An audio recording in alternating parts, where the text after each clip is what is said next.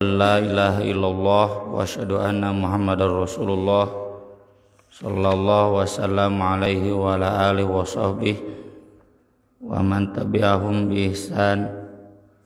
Amma ba'd. Surat Al-Baqarah ayat 196.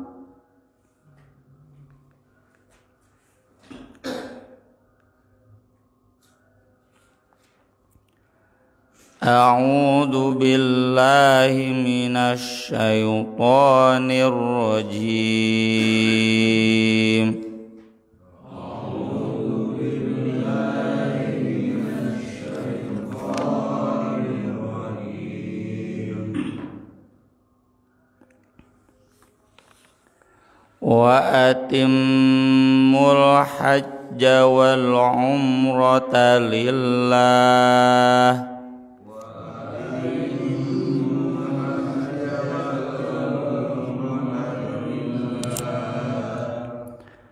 fa in uhsirtum famastaysara minal hadi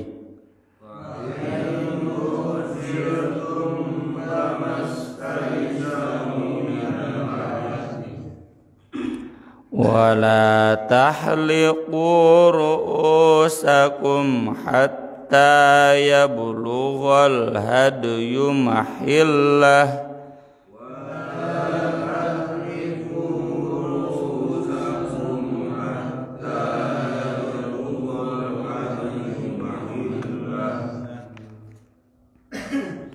faman kana minkum maridan aw bihi adam min ra'sihi fafidyah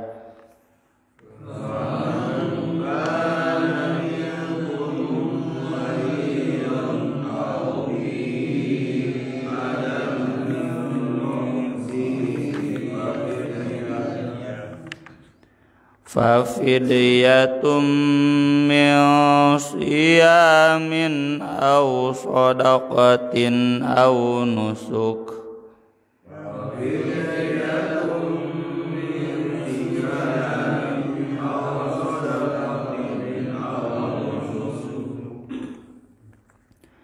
fa idza amintum faman bil umrati ilal hajji famastaysara minal hadi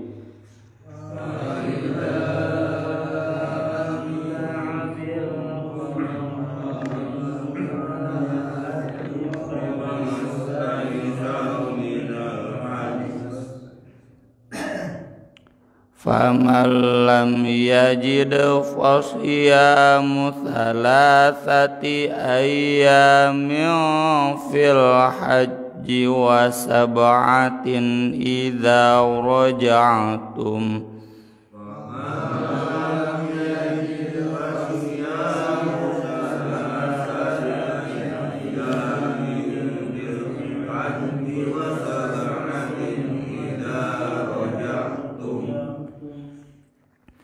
tilka asyaratun kamilah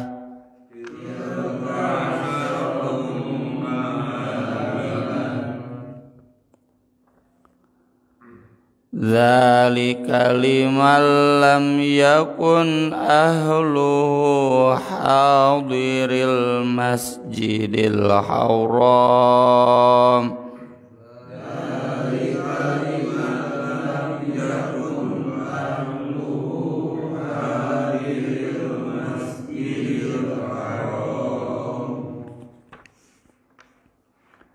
wattaqullaha wa'lamu annallaha syadidul iqab.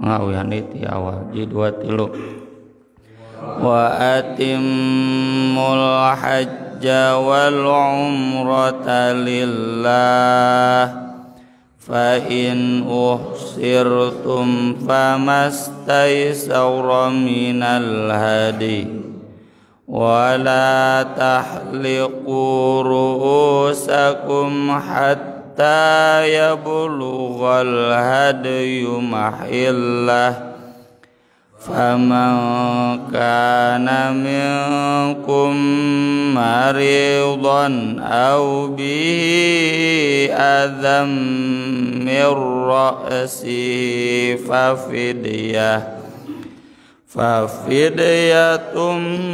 min siyamin aw sadaqatin aw nusuk فَإِذَا أَمِنْتُمْ فَمَنْ تَمَتَّعَ بِالْعُمْرَةِ إِلَى الْحَجِّ فَمَا اسْتَيْسَرَ مِنَ الْهَدْيِ فَمَنْ لَمْ يَجِدْ فَصِيَامُ ثَلَاثَةِ أَيَّامٍ فِي الْحَجِّ وَسَبْعَةٍ إِذَا رَجَعْتُمْ تِلْكَ عَشَرَةٌ كَامِلَةٌ ذَلِكَ لِمَنْ لَمْ يَكُنْ أَهْلُهُ حَاضِرِ الْمَسْجِدِ الْحَرَامِ Taqullaha wa'lamu annallaha syadidul iqab.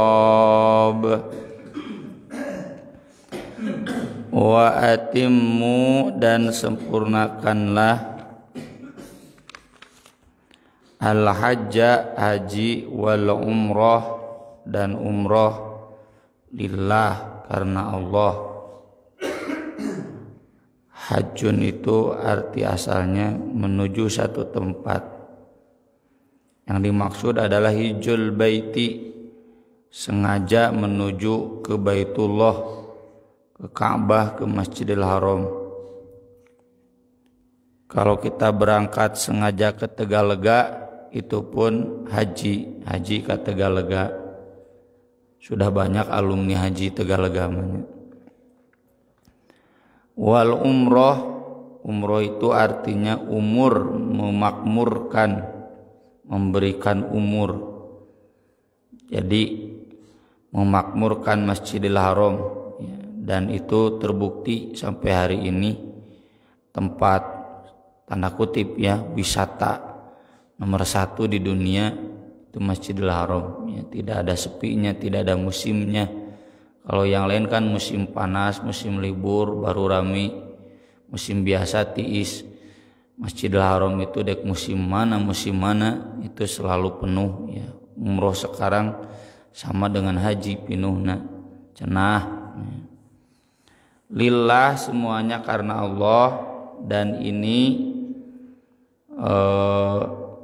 para ulama menyatakan salah satu wujud sempurnanya itu jadi niatnya sudah untuk haji, niatnya untuk umroh, bukan dia bisnis bari haji. Nggak boleh nggak sempurna. Jadi harus niatnya berangkat dari sininya buat haji. Termasuk para petugas kedokteran, dokter yang ditugaskan di sana tetap niatnya bukan untuk ngadokteran tapi untuk haji, cuma bari membantu di bidang kedokteran.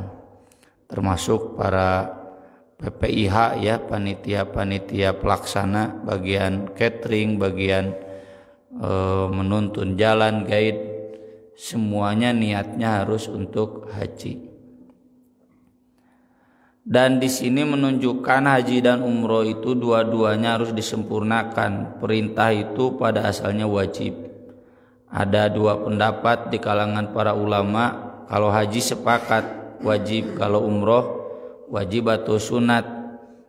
Maka yang paling tepat adalah sama wajibnya.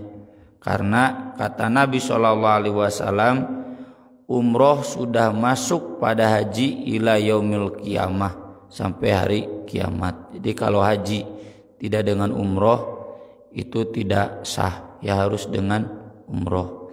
Meski bisa dipisah, makanya ada haji ifrad, hajinya saja karena umrohnya sudah. Itu biasanya yang dilakukan oleh para pejabat yang baru bisa datang tanggal 8, berarti langsung haji, tidak dengan umroh. Fa in usirtum, maka jika kalian dikepung, arti asal usirtum maksudnya ditahan oleh musuh, tidak boleh masuk ke Masjidil Haram kayak yang terjadi pada zaman Nabi dulu di Hudaybiyah yang pernah kita bahas kemarin ya, atau di Sahih Muslim juga kita sudah bahas hadis-hadisnya. Ya, pada tahun 6 Hijriah Nabi berangkat haji berserta rombongan sahabat, jumlahnya ada 1.400 orang ya. Tapi jalannya bukan jalan yang umum, jalan yang tidak umum. Jalan yang tidak umum itu jalan Hudaybiyah. Munai nama bukan jalan Cipularang, bukan jalan Puncak, jalan Jonggol.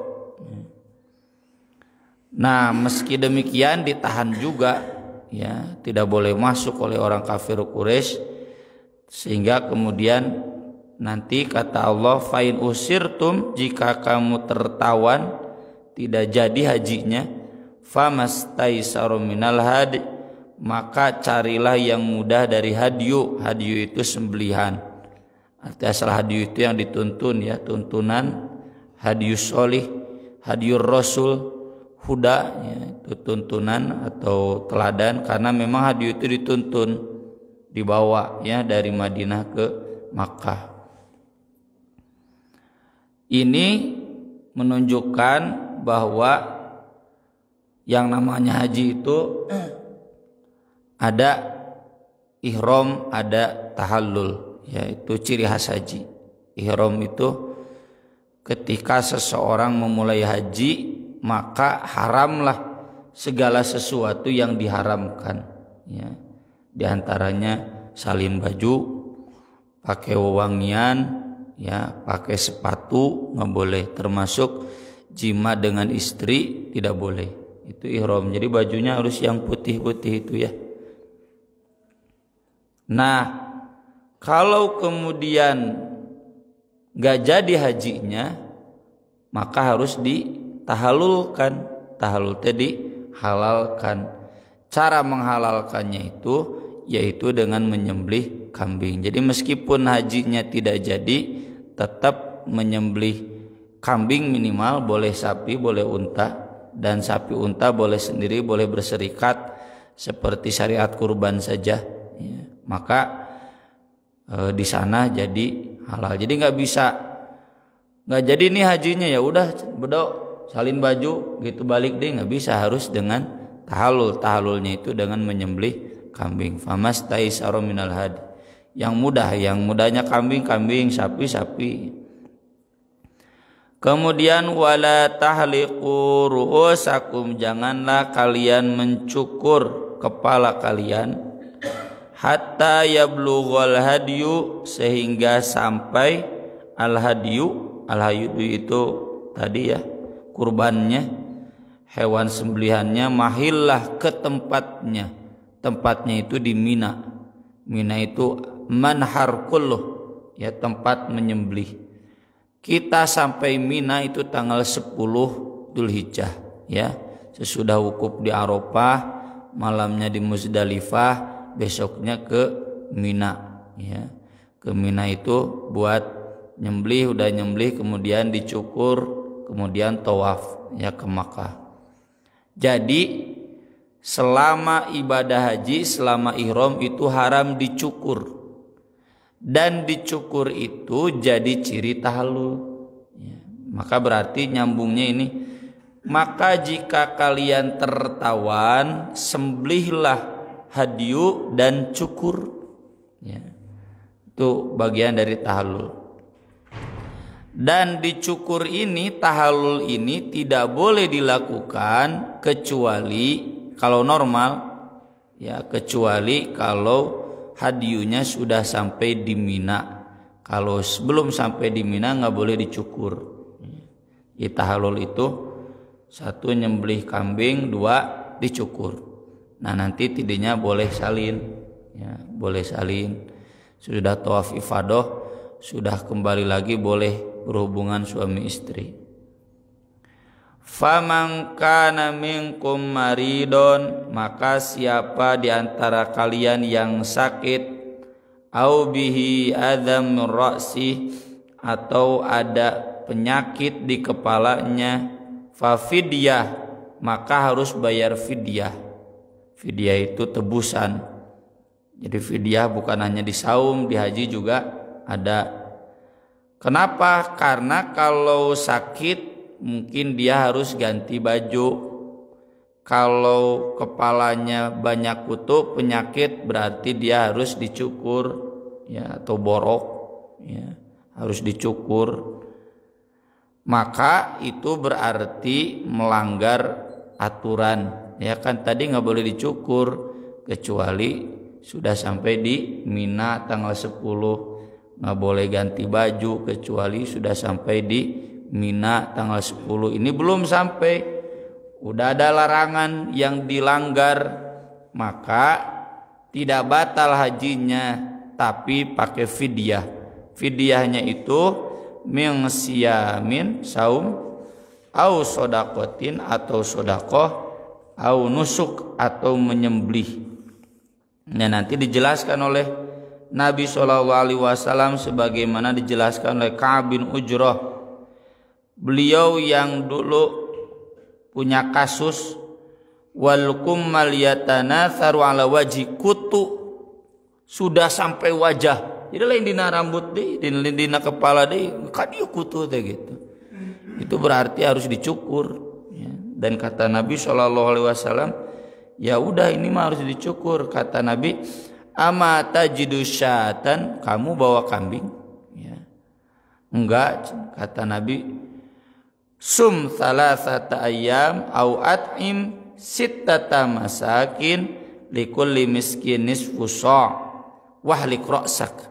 Kalau begitu saum 3 hari atau memberi makan 6 orang miskin, 1 orang miskinnya setengah sok.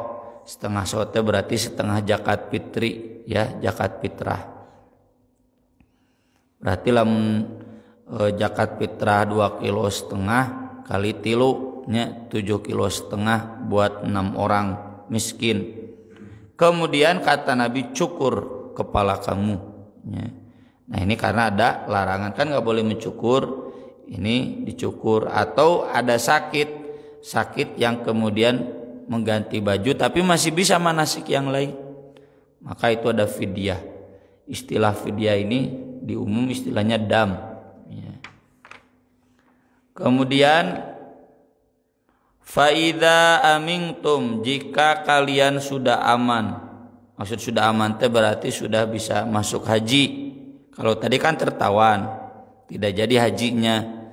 Nah kalau sudah aman kemudian bisa haji, faman tamatta'a, siapa yang mau bersenang-senang, bil umrati ilal haji, dengan umroh menuju haji, maksudnya menyatukan antara umroh dengan haji sekaligus, famastaisaro minal hadi, maka dia harus menyembelih yang mudah dari hadyu.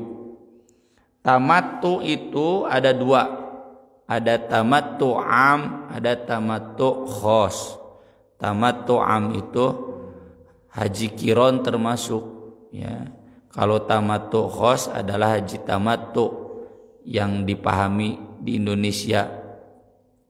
Jadi gini kan Pak, haji itu ada 2. Ada yang haji saja, ini haji ifrad, tidak dengan umroh. Nanti aja datang ke Mina tanggal 8 langsung. Misalkan haji backpacker langsung we ke Mina, dan nggak punya penginapan. Tanggal 8 ini haji ifrad, haji saja.